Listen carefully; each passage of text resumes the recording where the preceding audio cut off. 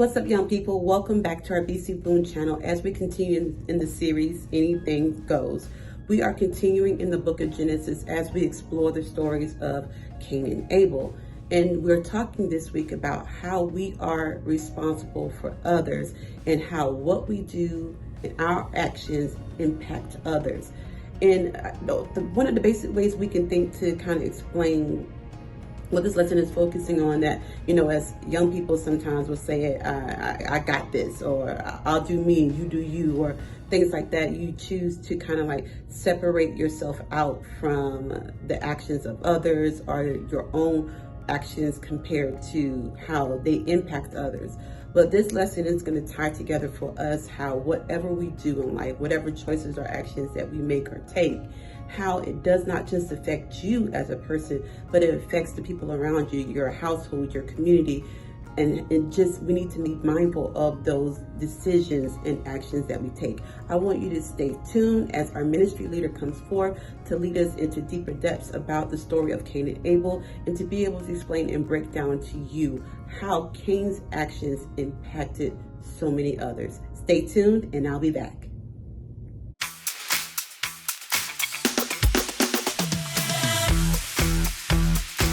So, here's a question for you. Have you heard the phrase, you do you, or you should be creating some boundaries? Do y'all say stuff like this? Maybe you say things like, I'm protecting my peace, be your main character, or something like, do it for the plot. Now, don't worry, I promise that I will not use any of those phrases at any time in the near future. But think about it. What do those sorts of phrases have in common? Well, they're pretty much promoting the idea that people are basically free to do whatever they want, and we are free to cut them off whenever we want. Now, don't get me wrong, I love a good boundary. Caring for ourselves is also really important, and we have to prioritize our mental and emotional health. But phrases like the examples that we just said demonstrate an important idea.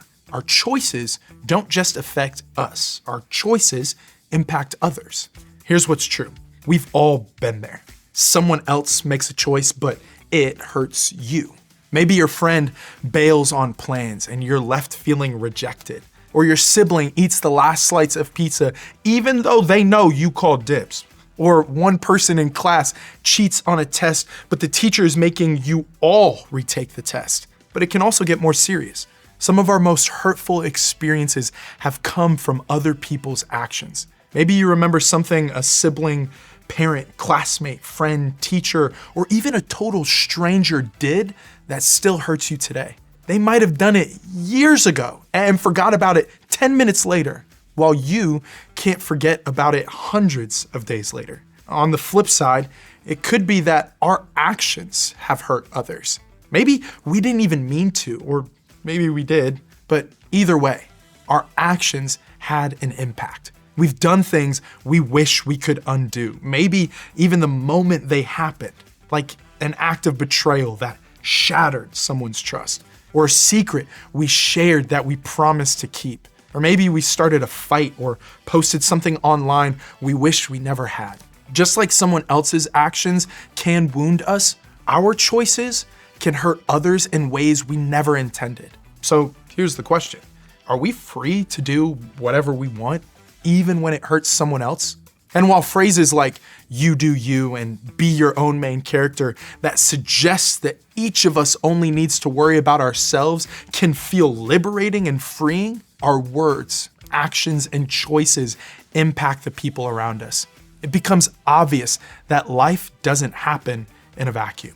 So how do we balance our personal freedoms with the reality that we live side by side with others who matter just as much? In this series, we've been looking at the book of Genesis from the Old Testament. It's the first book of the Bible, and it literally means beginning. Very early in our origin story, we meet two brothers named Cain and Abel. Their story begins with each of them bringing an offering to God. Abel's offering receives God's favor, but Cain's offering does not. Here's how the Bible describes it. Now Abel kept flocks, and Cain worked the soil. In the course of time, Cain brought some of the fruits of the soil as an offering to the Lord. And Abel also brought an offering, fat portions from some of the firstborn of his flock. The Lord looked with favor on Abel and his offering, but on Cain and his offering he did not look with favor. So Cain was very angry and his face was downcast.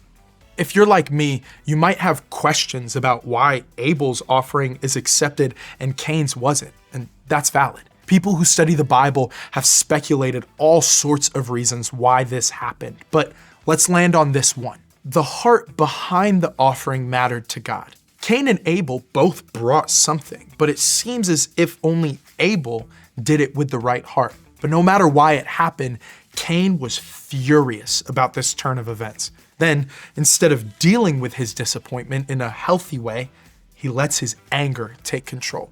Let's pause here for a second. It's important for you and I to pay attention to our reactions. When we're upset, disappointed, or jealous like Cain was, we should think about why we're feeling those emotions. When we name our emotions and get to the heart of them, we're better able to consider getting help to deal with them in a healthy way. God actually warns Cain, telling him he has a choice in how he responds. Then the Lord said to Cain, "Why are you angry?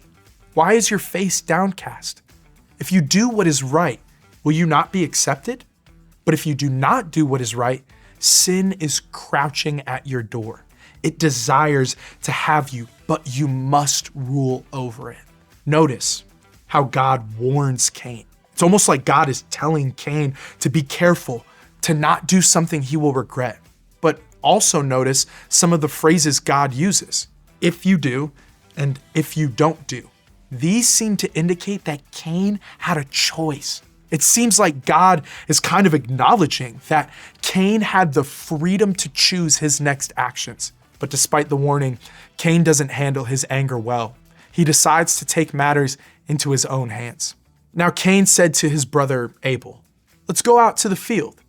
While they were in the field, Cain attacked his brother Abel and killed him.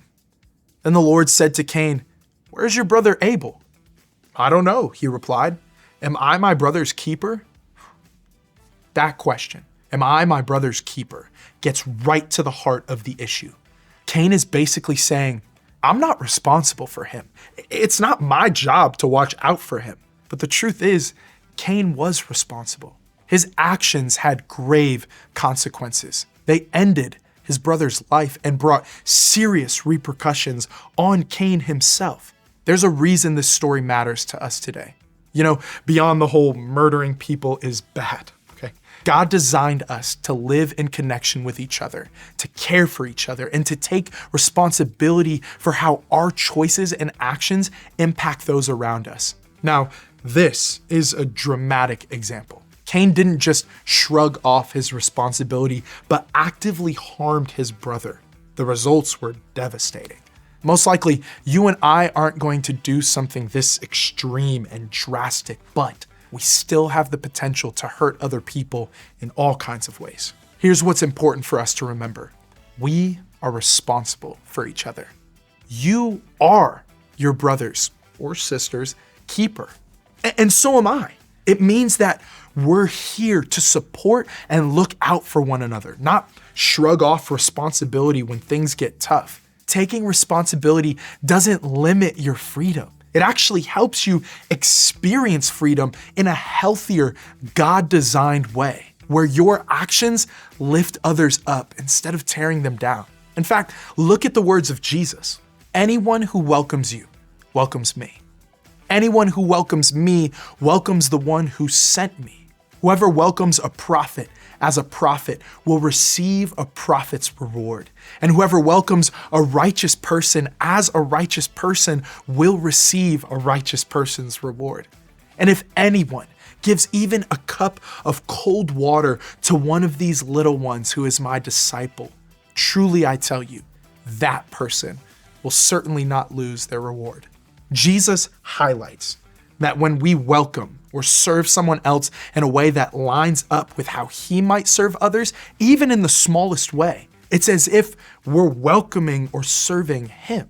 He's reminding us that our lives aren't meant to be lived in isolation, disconnected from how we affect other people. Instead, We're part of a broader community where offering kindness and care, even just a cup of cold water, has real significance in God's eyes. In other words, we can't simply shrug and say, it's not my problem. Because Jesus teaches that how we treat others should be our concern, and it directly reflects our connection with Him. Listen, you and I have to recognize the limits of our freedom. Freedom isn't about doing whatever we want at the expense of others. It's about using our freedom in ways that bring good to the people around us. Let's challenge the you do you mindset. The idea that we're all just islands doing our own thing might sound good, but it's not how life works. What you do affects others, and what they do affects you. In an ecosystem, a plant's well-being is connected to how animals scatter the plant's seeds or fertilize the plant. The plant may get water and sunlight depending where it's located near other plants. Some plants even thrive with the help of bacteria or fungus. In an ecosystem, the health of every plant and animal is connected to each other. So, how do we live in a way that demonstrates that we care about other plants around us? Here are some practical ways to live like we're responsible for each other. 1. Take care of others. Is there a friend who needs encouragement? A sibling who could use a hand with homework? Look for ways to show up for people in your life.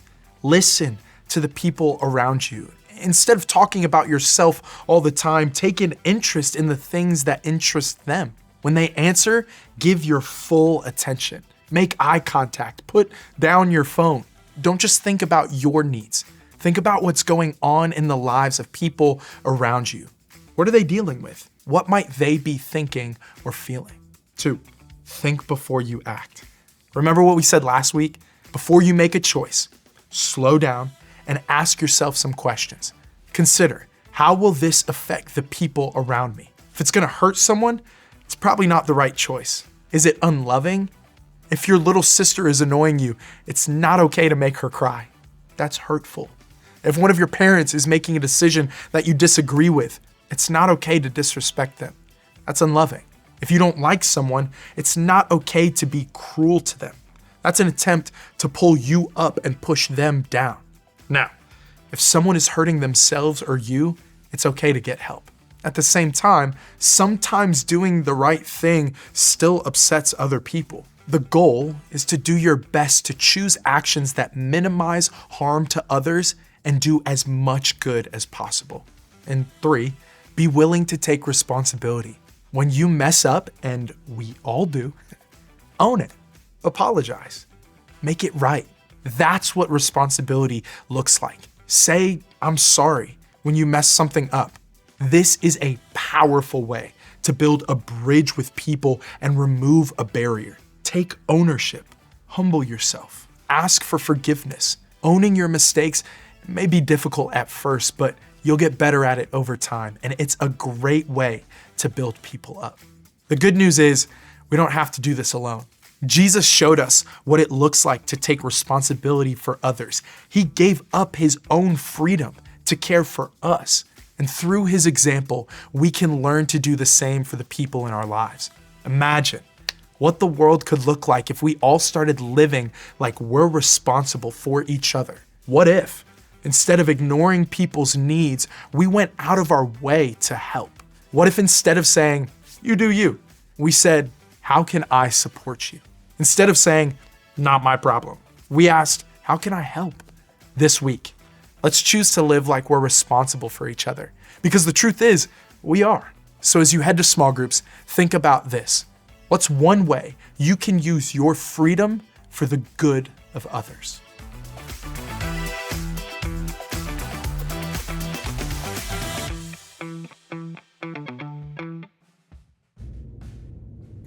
Hey, welcome back, young people. I hope you truly enjoyed the information that was shared by our ministry partner today.